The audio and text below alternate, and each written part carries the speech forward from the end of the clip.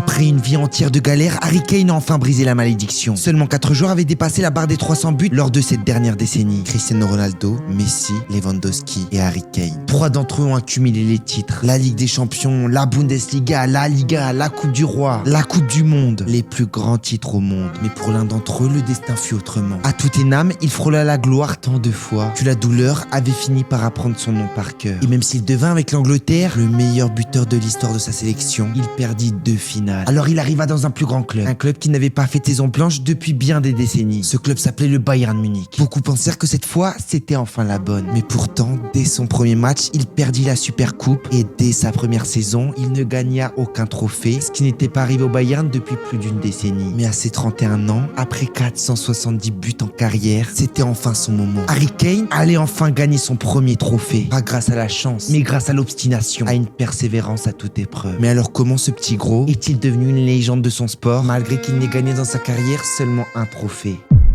Le 28 juillet 1983, né à Welton, au Royaume-Uni, un gamin maudit. Il s'appelle Harry Kane. Ce gamin naît dans une famille assez bien financièrement, cool, où rien manquait vraiment dans l'assiette. La première passion du petit Kane, c'était pas le football. La première passion, c'était de bouffer. C'était le sport de table. Ce gamin, il était addict à la bouffe. Et du coup, c'était rapidement devenu un petit gros. Il était tellement gros que ses coéquipiers l'appelaient Bouboule. Parce qu'il courait pas sur le terrain. Il roulait. Mais même si c'était un petit gros, il avait du talent, ce gamin. Son rêve, c'était de devenir joueur professionnel. Et grâce à ses parents, il avait un cheat code. Parce que ses parents avaient des contacts et ils avaient notamment un contact qui avait le contact de Beckham. Et ils lui ont demandé s'il pouvait devenir son mentor. Et même si le petit Harry, chaque fois qu'il voyait une sucette ou un gâteau, il y sautait dessus parce qu'il pouvait pas se contrôler. Beckham, il a répondu Yes, I can. I'm going to turn your little chubby one into a monster. Et il a intégré l'académie de Beckham. Harry Kane, il était unique en son genre. Dès gamin, tu le voyais. Il avait toutes les qualités pour devenir un excellent joueur. Il y avait seulement son poids qui jouait contre lui. Mais le talent, tu l'as ou tu ne l'as pas. Que tu sois gros ou maigre, c'est Dieu qui donne. Sauf que même si ses passes étaient parfaites, que ses contrôles impeccable, qu'il avait un QI footballistique juste magnifique, sauf qu'au moment de courir, il se fatiguait vite, le petit Kane. En grandissant, l'académie de Beckham l'envoya à Arsenal, sauf que le club le dégagea rapidement à cause de son poids. Ah, il était pas patient, et je pense qu'il regrette encore aujourd'hui. Donc à un moment, les parents d'Harry Kane, ils ont compris qu'il fallait arrêter d'être doux. Il fallait qu'ils comprennent le gamin que la vie c'est dur. S'il veut quelque chose, va falloir qu'il se batte. Donc il lui imposa un régime strict. On arrête les tagadas et on mange des vraies fraises qui viennent de la terre. En seulement 2 ans, le petit Grou, il avait perdu tous ses joues. Son talent aussi avait progressé. Avec l'endurance, grâce au fait qu'il était plus mince. Un jour, des recruteurs de Tottenham l'avaient observé et ils étaient impressionnés par le talent du gamin. Ils l'ont donc accueilli à l'académie à ses 16 ans. C'est rapidement devenu une promesse du club. Durant sa première saison en équipe réserve, il marqua 18 buts en seulement 21 matchs, qui lui valut de signer son premier contrat professionnel. Mais même s'il avait signé son premier contrat, il n'était pas encore au niveau pour l'équipe première. Tout comme Arteta, qui avait prêté Saliba dans plusieurs clubs avant de l'intégrer en équipe première à Arsenal, Tottenham l'a prêté dans plusieurs clubs en Angleterre pour qu'il se forge et s'adapte. Il commença par le prêter dans le club de Leyton Orient, Millwall, Norwich et enfin Leicester. Dans chaque club où il passait, il progressait un peu plus. Le petit gros était enfin prêt pour intégrer la tant convoitée équipe première. Et si pendant toute son enfance, il avait des privilèges que les autres enfants n'avaient pas, à Tottenham c'était complètement différent. Parce que s'il voulait devenir titulaire, il fallait se battre comme un acharné. Et avec beaucoup de charbon, il gagnait enfin sa place. Une fois arrivé à Tottenham, prêt, Harry Kane impressionna parce qu'il marqua durant 3 journées consécutives en première ligue. Lors de la saison 2015, il devint le meilleur buteur de son équipe et fut nommé 2 fois consécutive meilleur joueur de première ligue. Cette année-là, il inscrivit 31 buts, dont 2 triplés. Mais malgré cet exploit individuel, vous vous doutez bien que derrière, il n'y avait pas de trophée. Il comprenait pas. Il était encore meilleur joueur de la ligue, mais il la gagnait toujours pas. L'année suivante, la saison 2016 fut encore une année exceptionnelle individuellement, en gagnant le sous-leader de la première ligue avec 28 buts. C'est énorme. Là, c'est pas la Ligue 1, c'est la première ligue, le meilleur championnat du monde. Mais encore une fois, il termina l'année sans aucun titre. L'année 2017, il amena Tottenham si près du titre. Malheureusement, ils terminèrent 2e de première ligue. Cette saison-là, il entra un petit peu plus dans la légende de la première ligue en devenant le 4e joueur de l'histoire de la première ligue à inscrire 20 buts ou plus pendant 3 saisons consécutives. Il remporta également son 2e soulier d'or. Mais malheureusement, même si les trophées individuels s'empilaient, les trophées collectifs, ils étaient toujours pas là. L'armoire était toujours vide. Même les petites coupes locales d'Angleterre, ils y arrivaient pas. En 2018, Harry Kane était convoité par les plus grands clubs européens. Le Real, le Barça, le Bayern le voulaient. Mais Harry Kane voulait rester dans son club club formateur, celui qui lui a fait confiance au début, Twickenham. Une fidélité qui avait un prix. Parce que cette année-là, Harry Kane marqua 30 buts en Première Ligue. Il était toujours en haut du classement. Malheureusement, il ne gagna pas le soulier d'or de Première Ligue parce que cette année-là, il y avait le Mohamed Salah Prime qui a marqué 2 buts de plus. 2018 était également l'occasion de marquer l'histoire avec sa sélection d'Angleterre parce que c'était la Coupe du Monde 2018 qui se passait en Russie. Après tant d'années à convoiter les trophées, l'Angleterre pouvait rêver à nouveau avec une équipe qui avait un potentiel de fou furieux. Dès son premier match de Coupe du Monde, il marqua 2 buts face à la Tunisie, offrant la victoire à l'Angleterre. Et lors du deuxième match, il inscrivit un triplé face au Panama. Il était déjà à 5 buts en Coupe du Monde. En huitième de finale, il marqua son 6e but face à la Colombie et emmena son équipe en quart de finale. Il continua d'amener son équipe jusqu'en demi-finale, mais sauf que malheureusement, ils étaient tombés dans une équipe de Croatie extrêmement forte, avec un Luka Modric qui a emmené son équipe en victoire. Malgré cette défaite, si près de la finale, il se consola encore avec un trophée individuel en devenant le meilleur buteur de la compétition. Même si les trophées individuels s'accumulaient, le football c'est un sport collectif et c'est triste de gagner des trophées seuls. Il voulait gagner enfin un trophée et il se disait que la prochaine saison avec Tottenham c'était sûrement la bonne. Malheureusement, ce fut l'une des pires saisons de sa carrière parce que les blessures s'enchaînaient et il loupa énormément de matchs importants en Ligue des Champions. Et même en son absence, Tottenham réussit à atteindre la première finale de Ligue des Champions de son histoire. Harry Kane revenait de blessure pile au bon moment, même si le staff savait qu'il ne serait pas 100%. Malheureusement, il perdit face à Liverpool qui avait perdu aussi une finale l'année 2018. La saison suivante, il remporta encore le soulier d'or avec 33 buts et 17 passes décisives. Même s'il remporta le soulier d'or, Tottenham termina 7e de Première Ligue. Ça devenait déprimant. Mais heureusement, même si avec Tottenham il n'y arrivait pas, il avait une nouvelle opportunité avec la sélection d'Angleterre pour l'Euro 2021. L'équipe d'Angleterre était une des grandes favorites de la compétition. Et le plus beau dans tout ça, c'est que la finale avait lieu à Wembley. L'Angleterre arriva facilement en 8e de finale où ils tombèrent contre aussi les favoris, l'Allemagne, qui revenait du groupe de la mort avec le Portugal et la France. L'Angleterre gagna 2-0 où Harry Kane marqua. En quart de finale, ils tombèrent contre l'Ukraine où il marqua un doublé. Et en demi-finale, il fut le héros de ce match en marquant un but inattendu qui amena l'Angleterre en finale de l'Euro. Il avait une nouvelle opportunité de gagner son premier trophée. Et pas n'importe quel trophée, l'un des plus prestigieux. Cette finale se jouait face à l'Italie qui avait un jeune gardien prometteur mais qui manquait d'expérience. Et l'Angleterre se disait qu'elle pouvait jouer sur ça. Le match commença extrêmement bien parce que dès la deuxième minute, l'Angleterre marqua. Malheureusement, lors de la deuxième mi-temps, l'Italie égalisa et les deux équipes n'arrivèrent pas à trouver le chemin défilé. Donc cette finale se finit au tir au but. Harry Kane marqua le sien, mais malheureusement, les jeunes pépites de la sélection d'Angleterre, Saka, Sancho et Rashford, loupa leur penalty. Peut-être par manque d'expérience ou à cause d'un Donnarumma qui était infranchissable, l'Angleterre perdit cette finale. Malgré cette défaite, il se consola avec 4 magnifiques buts qui resteront à jamais gravés dans l'histoire de l'Euro, mais il n'avait toujours pas de trophée. Ça faisait quand même beaucoup de finales perdues. Il avait déclaré après ce match va me hanter à jamais. Je ne pourrai jamais m'en remettre. La seule façon de m'en remettre, si un jour je gagne un trophée collectif. Comment lui dire à ce moment que la douleur va durer longtemps. 2 semaines après sa victoire, il dut retourner dans son équipe médiocre où il était bien au-dessus et à un moment il commença à en avoir ras-le-bol de cette équipe. Et il commença à le dire publiquement qu'il voulait quitter le club. Il en avait tellement marre qu'il arrêtait d'aller aux entraînements. La douleur de ne pas avoir gagné de trophée était trop dure. Sauf qu'évidemment Tottenham c'était leur joyau, celui qu'ils ont taillé et ils voulaient pas le lâcher. Ils savaient qu'ils en auraient plus des joueurs comme ça. Surtout qu'en 2022, Manchester City le voulait vraiment. Ils étaient à 2 doigts de se prostituer pour l'avoir. Guardiola le voulait. Sauf qu'évidemment Tottenham refusait catégoriquement et n'essayait même pas de négocier. Il est possessif ce club. Après 3 ans à supplier de partir, Tottenham céda enfin et le Bayern Munich arriva à la rescousse du joueur. Ils payèrent sa clause, mais évidemment Tottenham, ils allaient pas le laisser partir si facilement. Fallait ralasse pour l'avoir celui-ci. Ils ont dit au Bayern, on a dit non à beaucoup de gros clubs. Mais vous, on va vous le laisser. Par contre, je vous le dis, ça va pas être gratuit. Ça va pas être 10 millions, ça va pas être 20 millions, ni 30, ni 40 millions, ni même 50, ni même 80 millions, ni même 90 millions. Ça va être 95 millions. Que ça vous plaise ou non, on sait que vous avez du fric les Allemands. Alors, soit vous le voulez, soit vous le voulez pas. Et le Bayern Munich a sorti le chéquier. En 2023, Harry Kane sort enfin de sa prison noire, comme le logo de Tottenham, un petit oiseau qui sort de sa cage. Et dès son premier match avec le Bayern Munich, il avait enfin l'occasion de gagner un trophée. C'était la Super Coupe d'Allemagne. C'était à portée de main. Il était easy ce trophée. Mais malheureusement, ils sont tombés sur un Leipzig méchant qui humilia le Bayern 3-0. Et encore une nouvelle déception pour Harry Kane. Ce qui était fou, c'est que c'était un club que le Bayern avait l'habitude de battre. Cette saison-là, avec le Bayern, il marqua 44 buts en seulement 42 matchs. Je sais pas si vous vous rendez compte de ce que c'est. Il était juste incroyable. Mais malheureusement, le joueur, il était maudit. Parce que pile quand Harry Kane est arrivé, une équipe en Allemagne était en train de se construire, qui était indestructible, qui était la surprise de cette année. Cette équipe s'appelait le Bayern Leverkusen et sous ses ordres, ils avaient Xabi Alonso. Cette équipe réussit à ne perdre aucun match en Bundesliga. Et même si le Bayern avait fait une super saison, forcément le Bayern Leverkusen remportèrent cette Bundesliga et brisèrent la série du Bayern qui avait gagné 11 fois d'affilée le trophée. Évidemment, cette saison, ça a encore augmenté la dépression de Kane. À un moment, tu te demandes si t'es maudit, si t'es pas un chat noir. Qu'est-ce qu'il faut faire pour arrêter cette malédiction? Qu'est-ce qui clochait, putain? Et forcément, pour le consoler, il avait encore un trophée individuel avec le soulier d'or. Mais lui, il voulait toujours pas ça, il en avait marre des trophées individuels. Il voulait un putain de trophée collectif, un trophée qui avait de l'importance. Forcément, quand tu vis des trucs comme ça, t'es obligé d'être résilient. Et Harry Kane, la résilience, c'était le synonyme de sa carrière. Après ses débuts ratés avec le Bayern, il se découragea pas pour la saison suivante. Et après 470 buts en carrière, Harry Kane pouvait enfin le dire, j'ai gagné un trophée. Car ils gagnèrent la Bundesliga avec le Bayern Munich après seulement la 30e journée. La malédiction était enfin terminée. Forcément, après ça, il s'est mis une grosse mine. Il y a un proverbe qui dit que les arbres ne poussent pas à la même saison. Ce qui veut simplement dire que dans la vie, faut pas se comparer. Parce que ton moment n'arrive jamais en même temps que les autres. Certains arrivera avant, certains arrivera après, mais l'arbre d'Harry Kane a poussé le dernier jour du printemps, comme un signe. Sa carrière, c'est une leçon de vie, nous rappelant que dans la vie, nous ne sommes ni en retard, ni en avance. Nous sommes juste à l'heure pour écrire notre propre histoire, à notre rythme, malgré les échecs, les doutes et les saisons vides. C'était Tibbs, c'était un plaisir. Et si vous êtes arrivé jusqu'ici, commentez, mon petit Grou, on est fiers de toi. Elle est pour Kane celle-là.